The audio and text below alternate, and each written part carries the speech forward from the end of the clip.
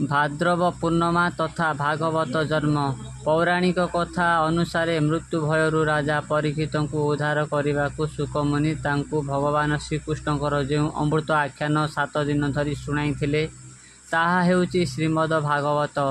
व्याख्याकार माने कथन रे एवं लोक परंपरा रे प्रचलित अछि जे राजा परीक्षित को शुकमुनि भाद्रव शुक्ल नवमी दिन भगवानंकर सही अमृत आख्यान शुणाइबा आरंभ करथिले एवं ताहा भाद्रव पूर्णिमा दिन संपूर्ण होइथिला।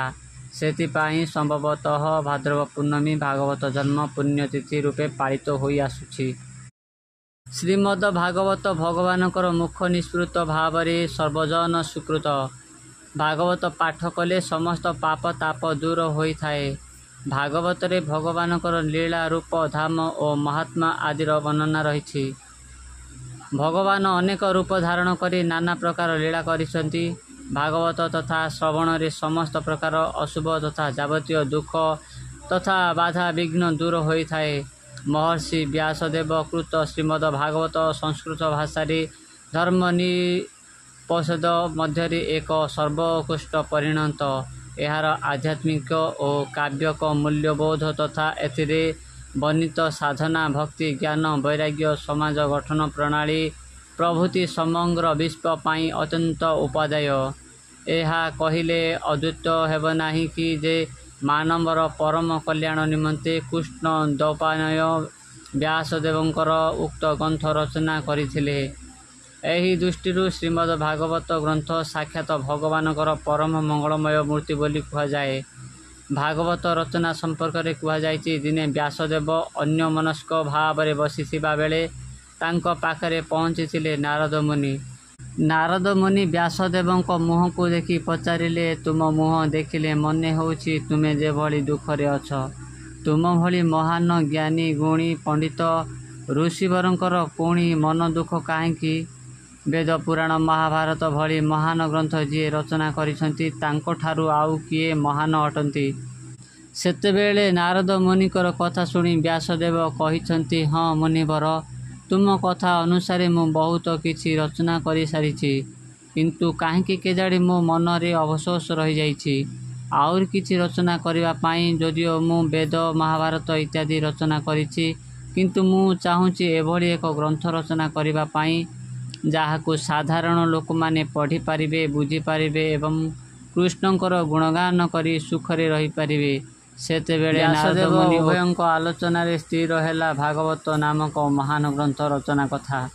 तापरे व्यासदेव आरंभ करिथिले भागवत रचना एवं ताकू खूब शीघ्र सारिथिले मध्य। भागवत महापुराण रे जन्म मृत्यु कथा कुहा जाइछि। जन्म मृत्यु चक्रु मुक्ति पाइबा को निर्वाण मोक्ष बा स्वर्ग प्राप्ति कुहा जाए। भागवत महापुराण रे सुंदर भाव में वर्णित होइछि जे 84 लाख जोनि अतिक्रम करिबा परे दुर्लभ मनुष्य जन्म मिली थाए। यथा 9 लाख प्रकार जलजीव, 20 लाख प्रकार वृक्ष, 11 लाख प्रकार कृमिकीट, 10 लाख प्रकार पक्षी, 30 लाख प्रकार पशु, 4 लाख प्रकार मनुष्य जोनि। भागवतर शब्द अर्थ अनुसार भार अर्थ भाव, गर अर्थ ज्ञान, बर अर्थ वैराग्य एवं तर अर्थ तत्व, किंतु व्याकरण सूत्रानुसार भगवत कृत्य भागवतम अर्थात जार भगवानंकर कृत्य ताहा ही भागवत। यह भागवत रे भगवानंकर कीर्ति एवं महात्मा वर्णित। भागवत शब्दर अर्थ अनुसार भार अर्थ भाव, गर अर्थ ज्ञान, बर अर्थ वैराग्य एवं तर अर्थ तत्व, किंतु व्याकरण सूत्रानुसार भागवत कृतम भागवतम अर्थात जहाँ भगवान कृत ताहा ही भागवत।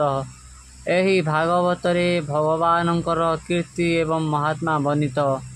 भागवत रूपी कल्प वृक्षर मंजी होउछन्ति परमात्मा निजे। भक्ति हेउछि मंदा एवं ओंकार हेउछि अंकुर। यह 12 स्कंदरे विद्यमान।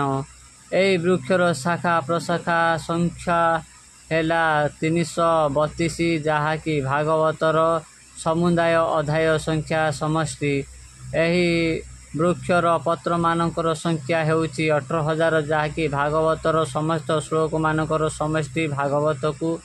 ଭାଗବତର ପ୍ରଥମ ଓ ଦ୍ୱିତୀୟ ସ୍କନ୍ଧ ଭଗବାନଙ୍କର ଦୁଇ ଚରଣାରବିନ୍ଦ, ତୃତୀୟ ଏବଂ ଚତୁର୍ଥ ସ୍କନ୍ଧ ଯଥାର୍ଥ ପ୍ରଭୁଙ୍କର ଦୁଇ ଜାନୁ, ପଞ୍ଚମ ସ୍କନ୍ଧ ହେଉଛି ନାଭିଦେଶ, ଷଷ୍ଠ ସ୍କନ୍ଧ ଭଗବାନଙ୍କର ବକ୍ଷସ୍ଥଳ, ସପ୍ତମ ଓ ଅଷ୍ଟମ ସ୍କନ୍ଧ ହେଉଛି ଦୁଇ ଭୁଜ, ନବମ ସ୍କନ୍ଧ ହେଉଛି ପ୍ରଭୁଙ୍କର କଣ୍ଠଦେଶ, ଦଶମ ସ୍କନ୍ଧ ହେଉଛି ଶ୍ରୀରଙ୍ଗା ଅଧର ଯୁକ୍ତ ମୁଖମଣ୍ଡଳ, ଏକାଦଶ ସ୍କନ୍ଧ ହେଉଛି ଲଲାଟ ଦେଶ ବା ଲଲାଟ, ଦ୍ୱାଦଶ ସ୍କନ୍ଧ ହେଉଛି ଭଗବାନଙ୍କର ମସ୍ତକ। ଏହି ମହାନ ଗ୍ରନ୍ଥ ମହିମା ବିଷୟରେ ଯେତେ ଯାହା କହିଲେ କମ୍ ହେବ। ଷୋଡ଼ଶ ଶତାବ୍ଦୀରେ ଯେଉଁ ପୁରୁଷମାନେ ଶ୍ରୀମଦ୍ ଭାଗବତକୁ ଆଧାରିତ ପ୍ରାନ୍ତୀୟ ଭାଷାରେ ନିଜର ଭକ୍ତିପୂର୍ଣ୍ଣ ସୁକୃତ ସମୂହ ଦ୍ୱାରା ସମାଜରେ ଭକ୍ତିଧାରା ସୃଷ୍ଟି କରିବାର ମହାନ କାର୍ଯ୍ୟ କରିଛନ୍ତି, ସେମାନଙ୍କ ମଧ୍ୟରେ ଓଡ଼ିଶାର ମହାନ ସନ୍ଥ ଅତିବଡ଼ି ଜଗନ୍ନାଥ ଦାସ ଅନ୍ୟତମ। ଉତ୍କଳୀୟ ଜନଜୀବନ ଓ ଉତ୍କଳୀୟ ସଂସ୍କୃତିର ଏକ ବଳିଷ୍ଠ ଅଙ୍ଗ ପାଲଟି ଯାଇଛି। ଇତିହାସ କହେ ବ୍ୟାସଦେବ ରଚିତ ସଂସ୍କୃତ ଭାଗବତ ଓଡ଼ିଆ ଭାଷୀଙ୍କର ନିକଟରେ ଅଦ୍ଭୁତ ହୋଇ ପାରିନଥିଲା। ଜଗନ୍ନାଥ ଦାସଙ୍କର ପିତା ଭଗବାନ ଦାସ ବଡ଼ଦେଉଳରେ ପୁରାଣ ପଣ୍ଡା ଥିଲେ। ତାଙ୍କ ପରେ ଜଗନ୍ନାଥ ଦାସ ପୁରାଣ ପଣ୍ଡା ହେଲେ। ସେ ସଂସ୍କୃତ ଭାଗବତକୁ ସରଳ ଭାଷାରେ ବୁଝାଇ ଦେଉଥିଲେ। ଜଗନ୍ନାଥଙ୍କର ବୋଉ ଓଡ଼ିଆ ଭାଷାରେ ପଦ୍ୟ ରୂପରେ ଶୁଣିବା ପାଇଁ ପୁଅକୁ ନିର୍ଦ୍ଦେଶ ଦିଅନ୍ତି।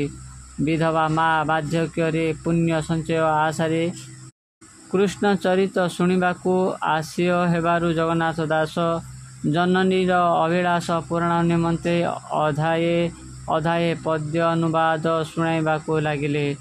ସେହି ପଦ୍ୟାନୁବାଦ ଭାଗବତ ଗ୍ରନ୍ଥର ରୂପ ନେଲା। ସେ ଓଡ଼ିଆ ଭାଷାରେ ନବାକ୍ଷରୀ ଛନ୍ଦରେ ଏହାର ଅନୁବାଦ କରିଥିଲେ। ଜଗନ୍ନାଥଙ୍କ ମନ୍ଦିର ବେଢ଼ାରେ ନୀତି ଭାଗବତ ପାଠ ହୁଏ ଓ ଭକ୍ତଗଣ ଶୁଣିବାକୁ ଆସନ୍ତି। ଓଡ଼ିଶାର ପୁରପଲ୍ଲୀରେ ତଥା ଘରେ ଘରେ ପୂଜା ଏହାର ଲୋକପ୍ରିୟତା ସର୍ବଜନନୀତି। ଓଡ଼ିଶାର ଜନମାନସ ତଥା ଧର୍ମପ୍ରାଣ ଶ୍ରଦ୍ଧାଳୁ ଏହି ଗ୍ରନ୍ଥ ସ୍ୱୟଂ ଭଗବାନ ବିଗ୍ରହ ମନେକରି ଆଜି ମଧ୍ୟ ଘରେ ଘରେ ପୂଜା କରୁଛନ୍ତି। ଏହା ହିଁ ଉକ୍ତ ଗ୍ରନ୍ଥର ମହାନତାର ପ୍ରମାଣ। ଭାଗବତରେ ଅତିବଡ଼ି ଜଗନ୍ନାଥ ଦାସ ମନୁଷ୍ୟ ଜନ୍ମକୁ ପ୍ରଶଂସା କରିଛନ୍ତି, ଯଥା ଅନେକ ଜନ୍ମ ତପ ଫଳେ ମନୁଷ୍ୟ ଜନ୍ମ ମହିତଳେ, ଦୁର୍ଲଭ ମନୁଷ୍ୟ ଜନମ ପାଇ ହେଉ ଭ୍ରମ, ସର୍ବଶରୀର ମଧେଶାର ଦୁର୍ଲଭ ନର କଳେବର, ଦୁର୍ଲଭ ମନୁଷ୍ୟ ଶରୀର ନରକ ନିସ୍ତାରଣ ଦ୍ୱାର। ଜଗନ୍ନାଥ ଦାସକୃତ ଓଡ଼ିଆ ଭାଗବତ 12 ସ୍କନ୍ଧରେ ବିଭକ୍ତ ଏବଂ ପ୍ରତି ସ୍କନ୍ଧ 10ରୁ 83ଟି ଅଧ୍ୟାୟ ବିଭକ୍ତ ହୋଇ ଏଭଳି ଚରିତ ଯେ ପ୍ରତିଦିନ ଗୋଟିଏ ଗୋଟିଏ ଅଧ୍ୟାୟ ପାଠ କଲେ ଏହା ଠିକ୍ 1 ବର୍ଷ ବା 365 ଦିନରେ ସମାପ୍ତ ହେବ।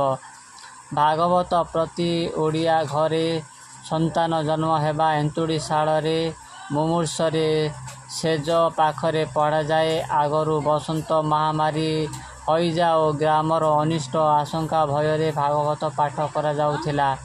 ଜଗନ୍ନାଥ ଦାସ ଭାଗବତର ମୂଳ ସଂସ୍କୃତ ଭାଗବତ ମଙ୍ଗଳାଚରଣ ସ୍ଥାପନ କରାଇବା ଦେଖିବାକୁ ମିଳେ।